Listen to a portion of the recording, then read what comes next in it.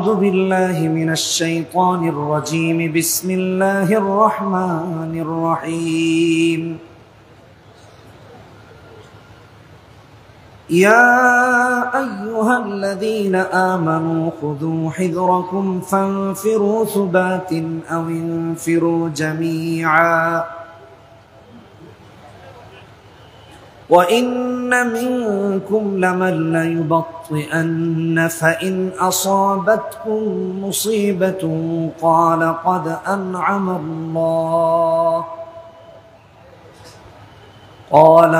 أنعم الله علي إذ لم أكن معهم شهيدا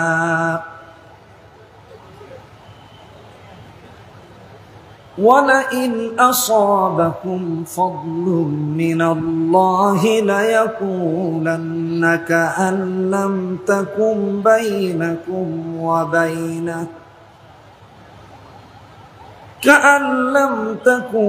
بينكم وبينه مودة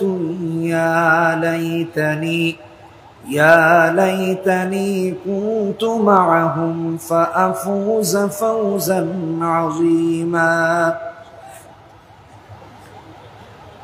فليقاتل في سبيل الله الذين يشرون الحياة الدنيا بالآخرة ومن يقاتل في سبيل الله فيقتل أو يغلب فسوف نؤتيه أجرا عظيما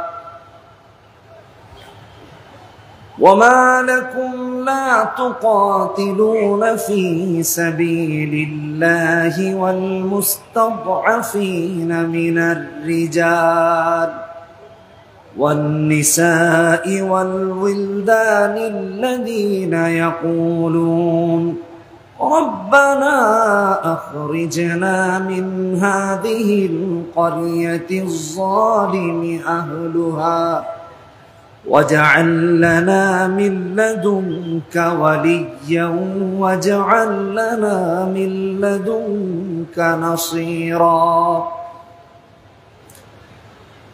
الذين آمنوا يقاتلون في سبيل الله والذين كفروا يقاتلون في سبيل الطاغوت فقاتلوا أولياء الشيطان إن كيد الشيطان كان ضعيفا وقال تعالى في شان حبيبه إن الله وملائكته يصلون على النبي يا أيها الذين آمنوا صلوا عليه وسلموا تسليما সবাই নামাজে দুরূদ পড়ি আল্লাহুম্মা সাল্লি আলা মুহাম্মাদিন ওয়া আলা আলি মুহাম্মাদ কামা সাল্লাইতা আলা ইব্রাহিম ওয়া আলা আলি ইব্রাহিম ইন্নাকা হামিদুম মাজিদ সবাই পড়ি আল্লাহুম্মা বারিক আলা মুহাম্মাদিন ওয়া আলা আলি মুহাম্মাদ কামা বারাকতা আলা ইব্রাহিম ওয়া আলা আলি ইব্রাহিম ইন্নাকা হামিদুম মাজিদ সাদাকাল্লাহুল আযীম আলামিন সংস্থার উদ্যোগে আয়োজিত আজকের তাফসীরুল কোরআন মাহফিলের সম্মানিত সভাপতি উপস্থিত হযরত উলামায়ে কেরাম পিতৃতুল্য বাবারা যুবক বন্ধুরা পর্দার আড়ালে অবস্থানরত মায়েরা বোনেরা শুভেচ্ছা জানিয়ে কৃতজ্ঞতা জ্ঞাপন করছি মহান আল্লাহ সুবহানাহু ওয়া তাআলার দরবারে যিনি ভালোবেসে আমাদেরকে পর্যন্ত এখানে বসার তৌফিক দিয়েছেন এজন্য বলি আলহামদুলিল্লাহ আমি কোরআনুল কারীমের বিশাল একটি রুকু তিলাওয়াত করেছি এটা যেহেতু তাফসীরুল কোরআন মাহফিল সাধারণ মানুষকে সামনে রেখে দু চারটি কথা বলবো আলেমরা তো জানেন যা তিলাওয়াত করেছে ওনারা বুঝে নিয়েছেন ৭১তম আয়াত থেকে ৭৬তম আয়াত পর্যন্ত তিলাওয়াত করেছি এই আয়াতগুলোতে আল্লাহ তাআলা জিহাদের কথা বলেছেন ভালো করে বুঝুন কিসের কথা বলেছেন? যারা জিহাদকে সন্ত্রাসবাদ বলতে চায় তাহলে এই আয়াতগুলো তো বাদ দিয়ে দিতে হবে। কথা বলেন না? কোরআনের একটা অক্ষর কেউ যদি অস্বীকার করে তার ঈমান থাকবে? তাহলে এত বড় একটা রুকুকে যদি কেউ অস্বীকার করে, আরো আল্লাহ অনেক জায়গায় বলেছেন, জিহাদ শব্দ কোরআনে 41 বার বলেছেন। কিভাবে আপনি জিহাদকে অস্বীকার করবেন? এটা খুবই দুঃখজনক। প্রচেষ্টা করা, সংগ্রাম করাকে জিহাদ বলে। পরিভাষায় আল্লাহর জমিনে আল্লাহর দ্বীন কায়েমের জন্য যে সশস্ত্র প্রতিরোধ গড়ে তোলা হয় সেটাই হলো জিহাদ। জিহাদের উদ্দেশ্য কি? জিহাদের উদ্দেশ্য হলো মানুষের দাসত্ব থেকে মানুষকে মুক্ত করে আল্লাহর দাসত্বের রূপ দেওয়া। কথা বলুন ঠিক কিনা ঠিক? আমার বন্ধুগণ, বিগত দিনগুলোতে আমরা দেখেছি মানুষ মানুষের দাসত্বে লিপিবদ্ধ হয়ে গিয়েছে। নিয়োজিত ছিল একজন আরেকজনের চাটুকারিতার জন্য ইসলামের বিরুদ্ধে অবস্থান করতে সামান্যতম কুণ্ঠাবোধ করে না। বিগত 16টি বছর আমরা এগুলো দেখেছি। জিহাদকে বোঝানো হয়েছে সন্ত্রাসবাদ, জিহাদকে বলা হয়েছে জঙ্গিবাদ। কোত্থেকে এসেছে এটা? কাদের এজেন্ডা বাস্তবায়ন করার জন্য জিহাদকে সন্ত্রাস বলা হয়? সারা পৃথিবীতে যারা সমস্ত পরিবেশ নষ্ট করছে, আকাশ বাতাস বোমার বিভিন্ন কিছু দিয়ে দূষিত করে তুলছে, তাদেরকে কেউ সন্ত্রাসবাদ বলে না। আপনারা তাকিয়ে দেখুন, ফিলিস্তিনে দিনের পর দিন, বছরের পর বছর, যুগের পর যুগ আক্রমণ হয়, জাতিসংঘ বৈঠকে বসে না, অথচ ফিলিস্তিন যখন ঘুরে দাঁড়ায় তখনই ওরা বৈঠকে বসে যায়। তাম পৃথিবীতে আজকে মুসলিম নিধনের এক চক্রান্ত বাস্তবায়ন করা হচ্ছে। ইউরোপ, আমেরিকা, ইসরায়েলকে অস্ত্র দিয়ে সাহায্য করে। আমাদের অতিথি বলেছেন, আজ যদি মুসলিমরা এক থাকতো, কেউ মুসলমানদের দিকে চক্ষু তুলে তাকাতে পারত না।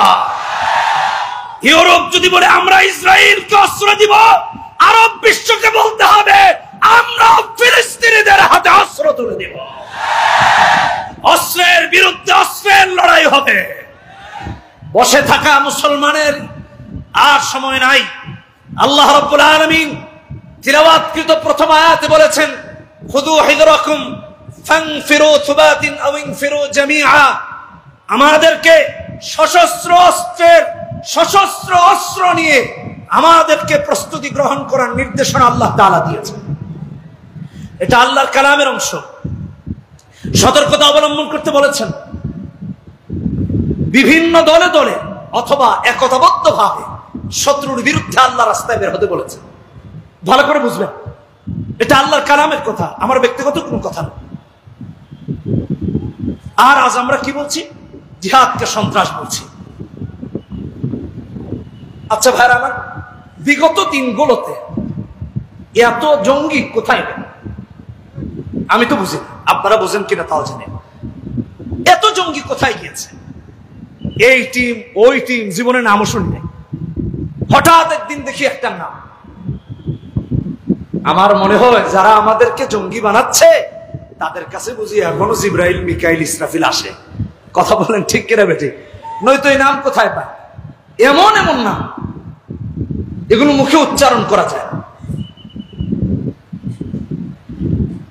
এদেশের অসংখ্য হলুদ মিডিয়া আলেমদেরকে সন্ত্রাস বানানোর ইচ্ছায় নিয়োজিত ছিল, দাড়িওয়ালাদেরকে জঙ্গি বানানোর কাজে নিয়োজিত ছিল, টুপিওয়ালাদেরকে জঙ্গি বানানোর ইচ্ছায় নিয়োজিত ছিল, ইসলাম এবং মুসলমানদেরকে সন্ত্রাস বানিয়ে গোটা পৃথিবীতে আমাদেরকে জঙ্গি বানানোর প্রচেষ্টায় লিপ্ত ছিল।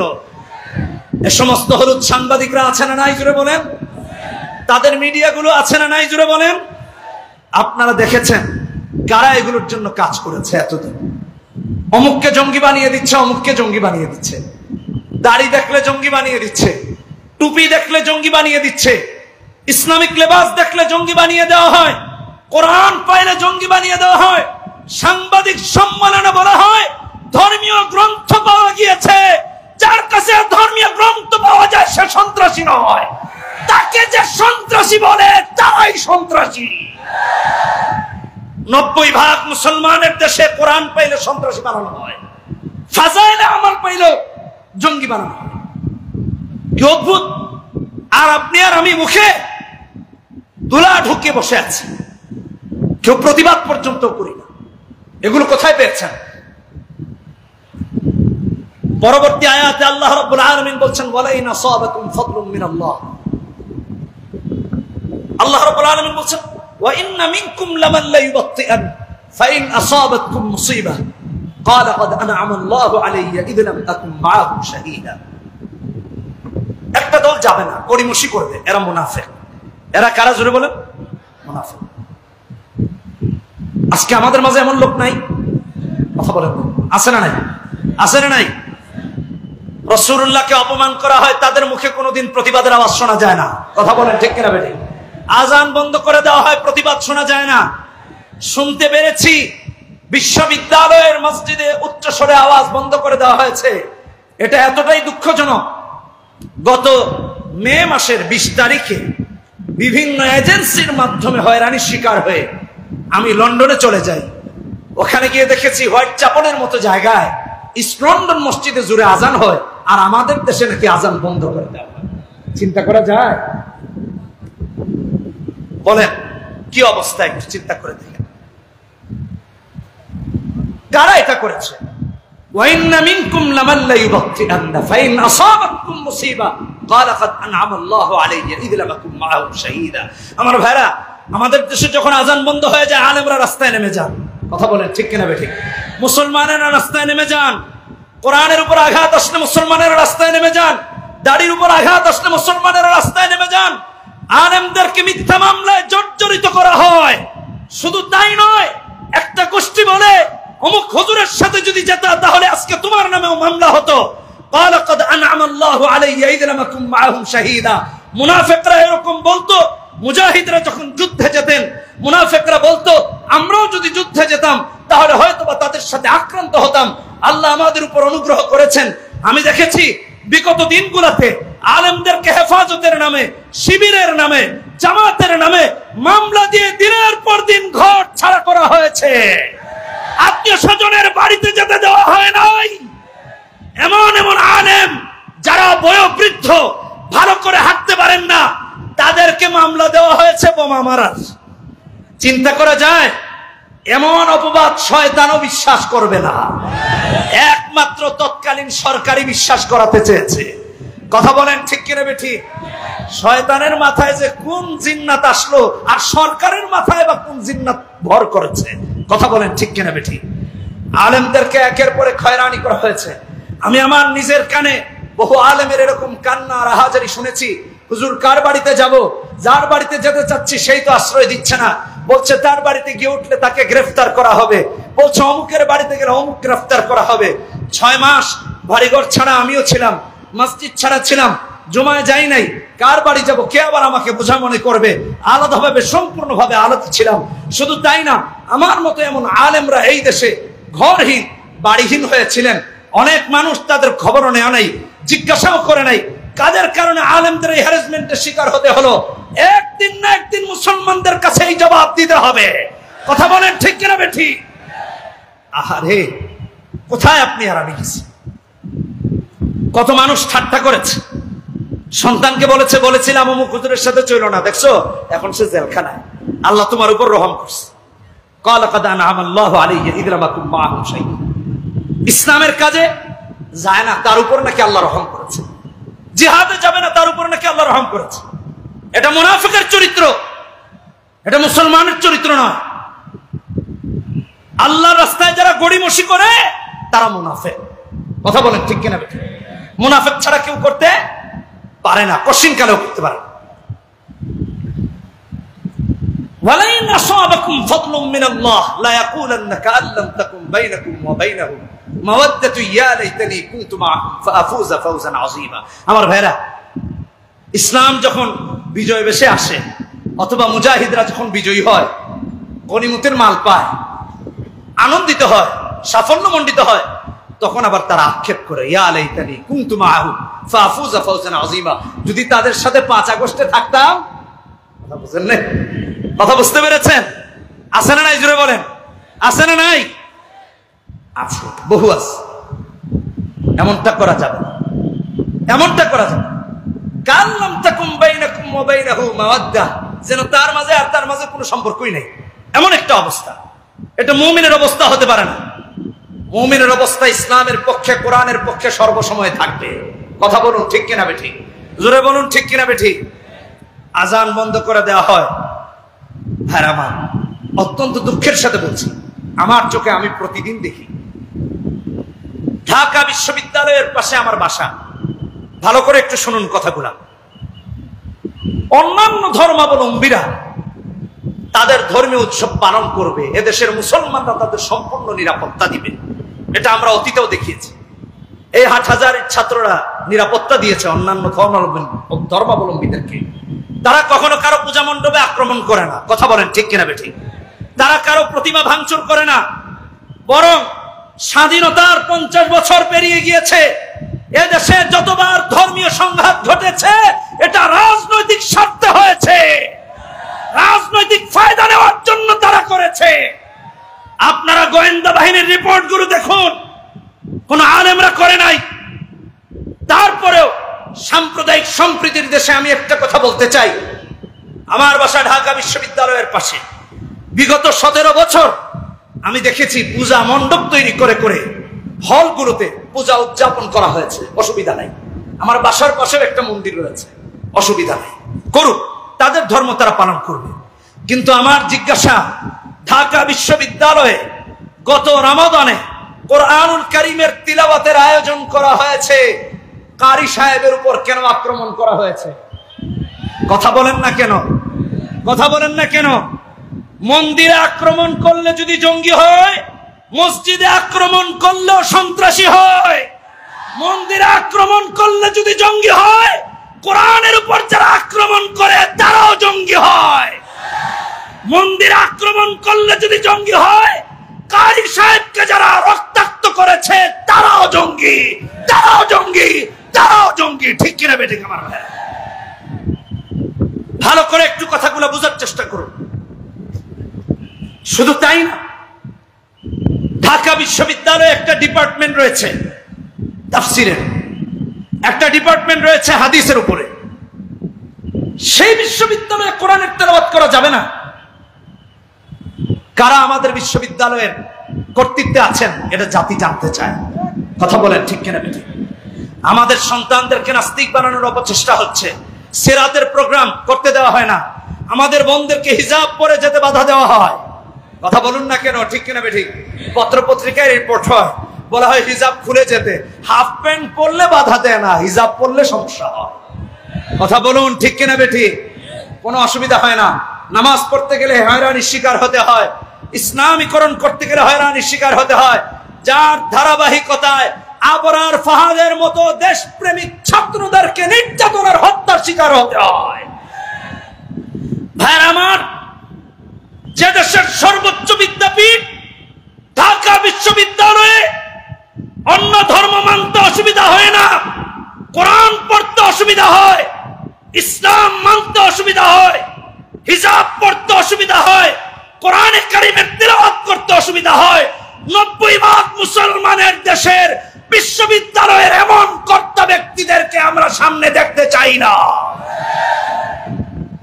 কারা আমাদের বিশ্ববিদ্যালয় চালাবে এটা সিদ্ধান্ত নেবে মুসলমানেরা, কারণ এদেশের অধিকাংশ মানুষ মুসলমান। এটা ভিনদেশীদের এজেন্ডা মুসলমানের কান্দে ভেঙে খাওয়ার দিন শেষ হয়ে গেছে। এই সুযোগ আর আসতে দেওয়া হবে না আমার ভাইরা। এই জন্য আল্লাহ রাব্বুল আলামিন আপনাকে আমাকে ইসলামের বিরুদ্ধে যারা কাজ করবে তাদের বিরুদ্ধে সশস্ত্র জিহাদের কথা বলেছেন। শুধু এই জন্য না, জিহাদকে ওরা সন্ত্রাসবাদ বলে মুসলিমদেরকে দমিয়ে রাখতে চায়। আমি এই জন্য বলি ওরা দমিয়ে রাখতে চায়, কারণ মুসলমানেরা হয়তো শহীদ নয়তো গাজী। ঠিক কিনা বেঠিক? জোরে বলেন ঠিক কিনা বেঠিক? আল্লাহ রাব্বুল আলামিনের পরে আয়াতে বলছেন, ফালিয়ুকাতিল ফি সাবিলিল্লাহ আল্লাযীনা ইয়াশরুনাল হায়াতাদ দুনিয়া বিল আখিরাহ ওয়া মান ইউকাতিল ফি সাবিলিল্লাহ ফায়ুকতাল আও ইয়াগলিব ফাসাউফা নুতিহি আজরান আযীমা। আমার ভাইরা, তারাই আল্লাহর রাস্তায় জিহাদ করবে যারা আখিরাতের বিনিময়ে দুনিয়াকে বিক্রি করে দিয়েছে, যার মনের ভেতরে দুনিয়ার ভালোবাসা আছে সে মুনাফিক, সে মুমিন নয়। আর যার মাঝে আল্লাহর ভালোবাসা আছে, আখিরাতকে আল্লাহ রাব্বুল আলামিনের জন্য কিনে নিয়েছে, দুনিয়াকে বিক্রি করে দিয়েছে, আখিরাত কিনে নিয়েছে, তার মনে দুনিয়ার কোনো ভালোবাসা নাই, দুনিয়ার টাকার ভালোবাসা নাই, অর্থের ভালোবাসা নাই, অন্য কিছুর ভালোবাসা নাই। অনেকে আমাদেরকে বলে মুসলমানেরা কিছু হলে রাস্তায় নেমে যায়, তাদের নবীকে গালি দিলে রাস্তায় নেমে যায়, ইসলামকে কটূক্তি করলে রাস্তায় নেমে যায়, মুসলমানরা আক্রান্ত হলে রাস্তায় নেমে যায়। আমি বলি কারণ তারা তো দুনিয়াকে বিক্রি করে দিয়ে আখিরাতকে কিনে নিয়েছে। এই জন্য দুনিয়ার কোন লোভ লালসার পদের উপর মুসলমানদের ইসলামের কোরআনের কোন ধরনের কোন লোভ থাকতে পারে না। ভাইরা আমার, অত্যন্ত দুঃখের সাথে বলছি, মুফতি আমিনী রহমতুল্লাহ আলাইহি একটা কথা বলতেন, হক্কানি আলেম হও, দরবারি হইও না। কথা বলেন ঠিক কিনা বেঠিক? বিগত দিনগুলোতে আমাদেরকে এমন ভাবে কুণ্ঠাসা করে রাখা হয়েছিল, একটু মনে করেন তো দেখি। জিহাদের অধ্যায়ে জিহাদ এই শব্দ উচ্চারণ করতে ভয় পেত, ইনিয়ে বিনিয়ে জিহাদের অধ্যায় পড়ানো হতো। ইহুদি নাসারাদের এজেন্ডা বাস্তবায়নের জন্য জিহাদের বিপক্ষে একটা জনমত তৈরির অপচেষ্টা হয়েছিল। সারা পৃথিবী চুপ হয়ে দেখেছে, কেউ প্রতিবাদ করে নাই। আমার জানতে ইচ্ছে, দেশের হক্কানি আলেমরা কোথায় ছিলেন? যে আলেম জিহাদের তামান্না রাখেন না, তার আলেম হওয়ার দরকার নাই। যে মুফাসসির জিহাদের তামান্না রাখেন না, তার তাফসীর করার দরকার নাই। যে শাইখুল হাদিস জিহাদের তামান্না রাখেন না, হাদিস পড়ানোর মতো গুরু দায়িত্বের তার কোনো অধিকার হতেই পারে না, হতেই পারে না, হতেই পারে না। দুঃখজনক, আমাদের দেশে এমন স্লোগানও হয়েছে, একটা একটা মুসলিম ধরে ধরে জবাই কর। এর চেয়ে লজ্জাজনক আর কি হতে পারে আমার ভাই? মুসলিম ধরে জবাই করা হবে? এটা তো ধর্মে উস্কানি দেওয়া। এদেশের মুসলমানদেরকে উত্তেজিত করে দিয়ে বহির্বিশ্বের কাছে খারাপ ভাবে উপস্থাপন করা। ষড়যন্ত্র হচ্ছে, হবে। আলেমদেরকে ঘুমিয়ে থাকলে হবে না, একতাবদ্ধ হওয়া লাগবে। তাহলে কি হবে? ফাসাউফা নুতিহি আজরান আযীমা। আল্লাহ তাআলা আমাদেরকে বিজয় দান করবেন, সাফল্য দান করবেন, প্রতিদান দান করবেন, মহা প্রতিদান দান করবেন। আল্লাহ তাআলা বলেন, ওয়া লাকুম লা তুকাতিলুনা ফি সাবিলিল্লাহ ওয়াল মুস্তাদআফিনা মিনার রিজাল ওয়ান নিসা ওয়াল উইলদান الذين يقولون ربنا أخرجنا من هذه القرية الظالم أهلها واجعل لنا من لدنك وليا واجعل لنا من لدنك نصيرا الذين آمنوا يقاتلون في سبيل الله والذين كفروا يقاتلون في سبيل الطاغوت فقاتلوا أولياء الشيطان إن كيد الشيطان كان ضعيفا। আমার ভাইরা, আমাদের কি হলো? জিহাদের মতো গুরু দায়িত্ব আমরা ভুলে গিয়েছি। আমাদের ভাইরা আজকে নির্যাতিত। তাকিয়ে দেখুন ফিলিস্তিনের দিকে, আমাদের মায়েরা কান্না জড়িত কণ্ঠে আপনার আমার কাছে আহাজারি করছে। আপনি তাকিয়ে দেখুন মুসলমানের দিকে, শিশুগুলো চিৎকার করে করে কাঁদছে। যদিও আয়াত নাযিল হয়েছে তৎকালীন মক্কার দিকে, কিন্তু এর শিক্ষা কিয়ামত পর্যন্ত আল্লাহ রাব্বুল আলামিন আমাদের জন্য রেখে দিয়েছেন। তখন ইবনে আব্বাস রাদিয়াল্লাহু তাআলা আনহুমা, ওনার মা এবং অন্যান্য সাহাবীরা মক্কায় ছিলেন। মুহাম্মদ সাল্লাল্লাহু আলাইহি ওয়াসাল্লাম হিজরত করে মদিনায় চলে গিয়েছেন। মুসলমানদের উপর নির্যাতন নেমে এসেছে, নিপীড়ন নেমে এসেছে। তাদেরকে ইসলাম মানতে বাধ্য, ইসলাম মানতে তাদেরকে বাধা দেওয়া হয়েছে, কুফরি সংস্কৃতি মানতে তাদেরকে বাধ্য করা হচ্ছিল। তখন তারা বলছিলেন, আল্লাযীনা ইয়াকুলুন রব্বানা আখরিজনা মিন হাযিহিল ক্বরিয়াতিজ যালিমি আহলুহা ওয়াজআল লানা মিন লাদুনকা ওয়ালিয়্যা ওয়াজআল লানা মিন লাদুনকা নাসীরা। আমার কাছে আজকে শুধু এই আওয়াজ ফিলিস্তিনের নয়, আমি দেখতে পাচ্ছি এই আওয়াজ বিগত সরকারের আমলে অসংখ্য আলেমদের ছিল, অসংখ্য আলেমদের সন্তানদের ছিল, অসংখ্য আলেমদের স্ত্রীদের ছিল। আমি এর সাক্ষী, বহু নির্যাতিত আলেমের মা বাবারা রাতের পর রাত তাহাজ্জুদের সিজদায় পড়ে পড়ে কাঁদেছেন, কান্না করেছেন, জালেমদের বিরুদ্ধে আল্লাহর কাছে অভিযোগ দায়ের করেছিলেন। আমার ভাইরা, এই নির্যাতন চলবে, এই নির্যাতন চলবে। আল্লাহর কাছে বলতে হবে, ওয়াজআল লানা মিন লাদুনকা ওয়ালিয়্যা ওয়াজআল লানা মিন লাদুনকা নাসীরা, আল্লাহ যেন আমাদের জন্য একজন সাহায্যকারী বানিয়ে দেন এবং আমাদের জন্য যেন একজন অভিভাবক বানিয়ে দেন। আজকে আমরা অভিভাবক শূন্য হয়ে গিয়েছি, সবাই শুধু ওখানে যায়। দুঃখের সাথে বলতে চাচ্ছি, আমি মুফতি আমিন রহমতুল্লাহ আলাইহিকে দেখেছি, আমরা কয়েকজন মুফতি সাহেব একসাথে এসেছি, লালবাগ জামিয়া থেকে আমরা ফারেগ হয়েছি, আমার উস্তাদরা আছেন, অন্যান্যরা আছেন। আমি বলতে চাই, আমিন রহমতুল্লাহ আলাইহিকে দেখেছি, তার কাছে রাষ্ট্রের বড় বড় ব্যক্তিরা কে বসে থাকতো, তিনি কারো কাছে যেতে চাইতেন না। আর আজকালকের অবস্থা, কিছু মানুষ চাটার দল এমন ভাবে হয়েছে, এমন ভাবে দরবারি সেজেছে, রাষ্ট্রীয় ব্যক্তিবর্গের পা চাটার জন্য গিয়ে বসে থাকে। এটা আলেমদের ব্যক্তিত্ব নয়, এটা মুসলমানের ব্যক্তিত্ব নয়। দুঃখের সাথে বলতে চাই, শুনে রাখুন, আমাকে বলা হয়েছিল অমুকের কাছে চলো, বক্তব্য যেহেতু রেকর্ড হচ্ছে, আমার এক ভাই শুনবেন, তিনি কানাডায় আছেন, তিনি চেয়েছেন চলো তোমাকে প্রশাসনের অমুকের কাছে নিয়ে যাই। আমি বললাম আমি তো কোনো অন্যায় করি নাই, কেন যাব? মসজিদে একের পর এক বিভিন্ন এজেন্সির মানুষ আসা শুরু হলো, অমুক এজেন্সি তমুক এজেন্সি, আমি কারো নাম বলে কাউকে দোষারোপ করছি না। অপরাধ কি? হক কথা বলা। অপরাধ কি? কোরআনের কথা বলা। আর কোনো অপরাধ নাই। যাদের কোরআনের সাথে সমস্যা, ওরা তো মুসলমানই, ওলামায়ে কেরামদের থেকে ফতোয়া নেবেন। কি দুঃখজনক। বলা হলো আসো তোমাকে অমুক জায়গায় নিয়ে যাই, আমি বললাম যাব না।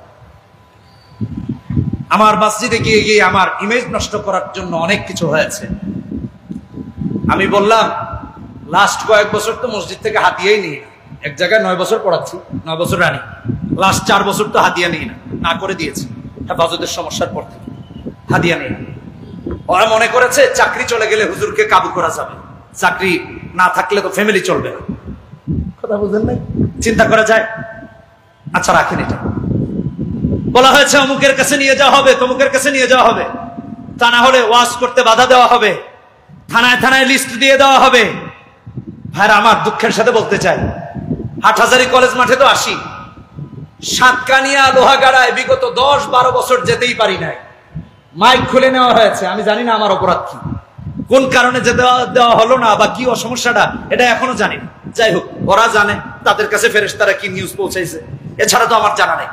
কিন্তু আমি এই কথাটা বলতে চাই, যখন আমাকে এরপরেও বলা হলো, আমি বললাম আপোষ করে ইসলামের দাওয়াত দিতে হবে, কোরআনের দাওয়াত দিতে হবে, বাতিলের সাথে আপোষ করে ইসলামের এত দুর্দিন এখনো আসে নাই। কথা বলেন ঠিক কিনা বেঠিক? বলা হলো নয়তো মাহফিল করতে পারবা না, বললাম করবো না, লাগলে অসুবিধা নাই। আমি এক সলিমুদ্দিন না করলে কি হবে? আল্লাহর দ্বীনের বাতি কেউ নিভিয়ে দিতে পারবা না। বলা হলো তাহলে কি করবা? আমি বললাম প্রয়োজন হলে অটো রিকশা চালাইলেও 60-70 হাজার টাকা কামানো যায়। কাজ করলে আলেমদের ব্যক্তিত্ব যায় না। খলিফাতুল মুসলিমিনরা মাথায় করে কাঠ এনে বাজারে বিক্রি করেছেন, বাতিলের কাছে মাথা নত করেন নাই। আমিও বলতে চাই, যারা যে সমস্ত মানুষগুলো দরবারি হয়ে নিজের ব্যক্তিত্বকে, ইলমের ব্যক্তিত্বকে, ইলমের মর্যাদাকে মানুষের কাছে বিক্রি করেছে, বন্ধক দিয়েছে, যারা ব্যক্তিত্বহীন, হক্কানি আলেমরা কখনো ব্যক্তিত্বহীন হতে পারেন না, হতে পারেন না, হতে পারেন না। বিগত দিনগুলোতে এগুলো হয়েছে আমার ভাইরা, আমরা দেখে এসেছি। ভালো করে মাথায় রাখুন, জিহাদ বলছিলাম, আল্লাহ তাআলা 2টা দলের কথা বলেছেন, একটা শয়তানের, একটা আল্লাহ। ইন্না কাইদা শাইতানি কানা দাঈফা বলেছেন, শয়তানের চক্রান্ত একেবারেই দুর্বল। ভালো করে মাথায় রাখুন, ভালো করে বুঝুন। সারা পৃথিবী আজকে আমাদেরকে এবং জিহাদকে জঙ্গিবাদ বা সন্ত্রাসবাদ বলতে চায়। আমি আপনাদের কাছে দায়িত্ব নিয়ে বলছি, রাসূলুল্লাহ সাল্লাল্লাহু আলাইহি ওয়াসাল্লাম যতদিন মক্কায় ছিলেন, কোথায় যুদ্ধ করেননি, শুধু সহ্য করে গিয়েছেন। আল্লাহ রাব্বুল আলামিন নির্দেশ দিলেন, আমার হাবিব আপনি মদিনায় চলে যান। সেফ এক্সিটের ব্যবস্থা করলেন রাসূলের। আল্লাহ রাব্বুল আলামিনের নির্দেশে রাসূলুল্লাহ সাল্লাল্লাহু আলাইহি ওয়াসাল্লাম হিজরত করে মদিনায় চলে গেলেন। আল্লাহ রাব্বুল আলামিন ততদিন পর্যন্ত বলেছেন, ৭৭ নম্বর আয়াত সূরা নিসা, আলাম তারা ইলাল্লাযীনা ক্বিলা লাহুম কুফু আইদিয়াকুম ওয়া আকিমুস সালাহ ওয়া আতুজ যাকাহ ফালাম্মা কুতিবা আলাইহিমুল কিতাল।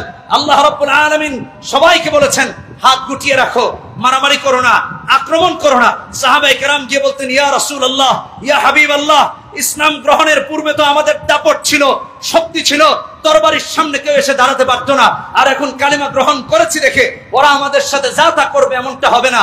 আল্লাহ বললেন, কুফু আইদিয়াকুম ওয়া আকিমুস সালাত ওয়া আতুজ যাকাত, সালাত কায়েম করো, যাকাত দাও, হাতকে গুটিয়ে রাখো। জিহাদের বিধান আসে নাই।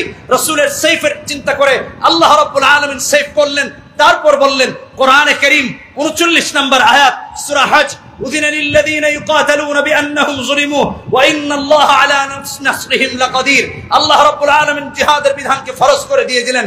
হে মুহাম্মদ, ইসলামের উপর যে জুলুম হয়েছে, যে নির্যাতন হয়েছে, আর হাত গুটিয়ে রাখার সময় নাই।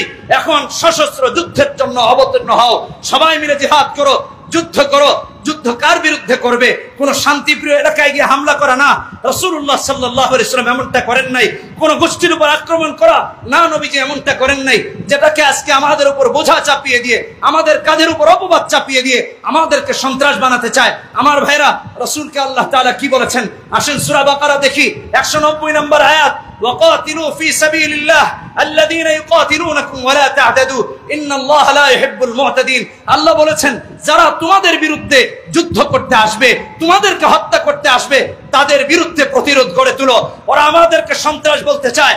ইসলাম কোথাও আক্রমণ করে না, আক্রান্ত হলে তার জবাব দে। ওরা আক্রমণ করে জঙ্গি হয় না, আর ইসলামকে তারা আক্রান্ত হওয়ার পরেও যদি প্রতিরোধ গড়ে তোলা হয়, সেটাকে ওরা সন্ত্রাসবাদ বলেছে।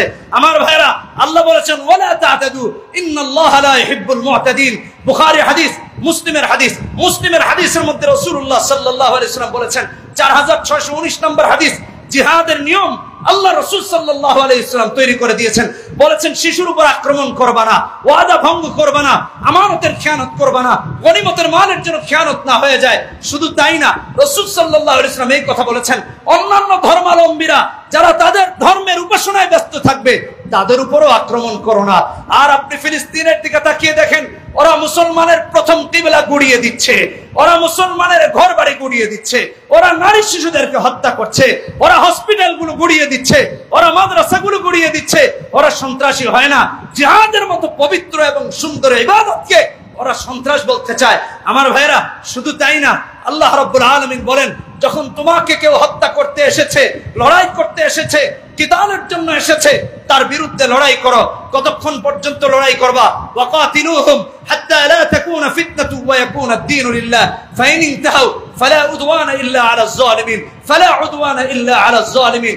193 নম্বর আয়াত। আল্লাহ রাব্বুল আলামিন এখানেও আপনাকে আমাকে সবক দিয়েছেন, একেবারে সুন্দর করে বলেছেন, জিহাদ চলবে তো চলবে, যতক্ষণ কুফর খতম না হবে ততক্ষণ পর্যন্ত চলবে। কেমন চলবে? যতক্ষণ শেষ আপনার শেষ নিঃশ্বাসটুকু পর্যন্ত থাকবে ততক্ষণ লড়াই চলবে। আমি আপনাদেরকে একটু মুতার যুদ্ধের দিকে একটু নিয়ে যেতে চাই। রাসূলুল্লাহ সাল্লাল্লাহু আলাইহি ওয়াসাল্লাম তিনজন সেনাপতি নির্ধারণ করে দিলেন। একটু চিন্তা করে দেখেন, যায়েদ ইবনে হারেসা রাদিয়াল্লাহু তাআলা আনহু, তাকে সেনাপতি নিয়োজিত করে দিলেন। তারপর জাফর ইবনে আবি তালেবকে সেনাপতি নিয়োজিত করে দিলেন। আব্দুল্লাহ ইবনে রাওয়াহা, তাকে সেনাপতি নিয়োজিত করে দিলেন। তারা ঘরে গেলেন, বিদায় আনতে গেলেন। স্ত্রীরা বলছে, আপনারা ফিরে আসুন, আবার যেন নিরাপদে ফিরে আসেন। তারা বলছে, রাসূল আমার পরে আরেকজন সেনাপতি নিয়োজিত করেছেন, আমার যদি মৃত্যু না হতো, শহীদ যদি না হতাম, তাহলে তো রাসূল আরেকজন সেনাপতি নিয়োজিত করে দিতেন না। আমার ভাইরা, শুধু তাই না, হযরত যায়েদ ইবনে হারেসা যখন শহীদ হয়ে যান, জাফর ইবনে আবি তালেব জান্ডাকে তুলে ধরেছেন। আল্লাহ রাব্বুল আলামিন কোরআনে কারীমের মধ্যেও বলছেন, 40 নম্বর আয়াত সূরা তাওবা, ওয়া জাআলা কালিমাতাল্লাযীনা কাফারুস সুফলা ওয়া কালিমাতুল্লাহি হিয়াল উলিয়া। মুসলমান কখনো কালেমার জান্ডাকে নিচু করতে পারে না, নিজের জীবনকে শহীদ করে দিতে পারে, নিচু করতে পারে না। জাফর ইবনে আবি তালেবের এক হাত কেটে দেওয়া হলো, আরেক হাতে জান্ডা তুলে রেখেছেন, আবার ওই হাত কেটে দেওয়া হলো, বগলের নিচে জান্ডা তুলে ধরেছেন, নিজে শহীদ হয়ে গিয়েছেন। শহীদ হওয়া পর্যন্ত ইসলামের পতাকাকে সমুন্নত করে রেখেছেন। আল্লাহ বলেছেন, ওয়া জাআলা কালিমাতাল্লাযীনা কাফারুস সুফলা ওয়া কালিমাতুল্লাহি হিয়াল উলিয়া। আমার ভাইরা, ইসলাম এবং মুসলমানের শিক্ষা হলো এমন যে মুসলমানেরা কোরআনকে রক্ষা করার জন্য, ইসলামকে রক্ষা করার জন্য নিজের জীবনের শেষ রক্তের বিন্দুটুকু দিতে রাজি আছে, কাফেরের সাথে আপোষ করতে রাজি নাই, রাজি নাই, রাজি নাই। কে কে রাজি আছেন? হাত তুলে দেখায় দেন। আমার মনে থাকবে তো ইনশাআল্লাহ? মনে থাকবে তো ইনশাআল্লাহ? এই জন্য আমার আল্লাহ কোরআনে বলেছেন, ইউরিদুনা লিইউতফিউ নূরাল্লাহি বিআফওয়াহিহিম ওয়াল্লাহু মুতিম্মু নূরিহি ওয়ালাউ কারিহাল কাফিরুন। সূরা সফ 8 এবং 9 নম্বর আয়াত। আল্লাহর দ্বীনের বাতিকে, ইসলামকে, শায়ের ইসলামকে যারা ধ্বংস করতে চায় তারাই ধ্বংস হবে, ইসলাম ধ্বংস হবে না। 15 বছর থেকে 17 বছর যারা চেষ্টা করেছিল ইসলামকে নিঃশেষ করে দিতে, যে সমস্ত মিডিয়াগুলো হক্কানি আলেমদেরকে ধরে ধরে জঙ্গি বানাতো, কথা বলেন ঠিক কিনা বেঠিক? আমাদের অনেক আলেমদের সাক্ষাৎকার দেখেছি, প্রথম আলো সহ অন্যান্য প্রতিবেদনগুলোকে নিয়ে, এবং তাদের স্বীকারোক্তি দেখেছি, যারা হলুদ মিডিয়ার আড়ালে অমুসলিমদের এজেন্ডা বাস্তবায়নের জন্য, ইসলামকে নিঃশেষ করে দেওয়ার জন্য এজেন্ডা নিয়েছিল, এই দেশে তাদের জায়গা হবে না। ইসলাম আছে, ইসলাম থাকবে। যারা 17 বছর ইসলামের বিরুদ্ধাচরণ করেছিল সময় পেয়েছিল মাত্র 45 মিনিট। কথা বলেন ঠিক কিনা বেঠিক? ভাবা যায়? ইন্না কাইদাশ শাইতানি কানা দাঈফা। অনেকে বলেছিল এই সরকার দানব হয়ে বসেছে, কারা তাদেরকে উৎখাত করবে? আল্লাহ বলেন, যখন জুলুমের মাত্রা অতিক্রান্ত হয়ে যায়, মাজলুমের চোখের পানি পড়তে পড়তে তা আল্লাহর আরশ পর্যন্ত পৌঁছে যায়, তখন আর কোন জালেম টিকতে পারে না। কথা বলেন ঠিক কিনা বেঠিক? আমার ভাইরা, মুফতি আমিনী রহমতুল্লাহি আলাইহি বলতেন, আল্লাহ তুমি এই দেশে ইসলামের সরকার দিয়ে দাও। স্বাধীনতার 50 বছর পেরিয়ে গিয়েছে, ইসলাম নির্যাতিত হয়েছে, নিপীড়িত হয়েছে।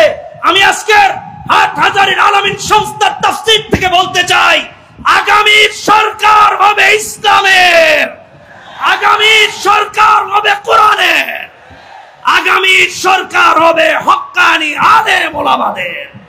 সবাইকে কাঁধে কাঁধ মিলিয়ে ইনশাআল্লাহ ইসলামকে বিজয়ী করার জন্য অগ্রসর হওয়া লাগবে। আল্লাহ সবাইকে তৌফিক দান করুন। ওয়া আখিরু দাওয়ানা আলহামদুলিল্লাহি রাব্বিল আলামিন। ওয়াসসালামু আলাইকুম।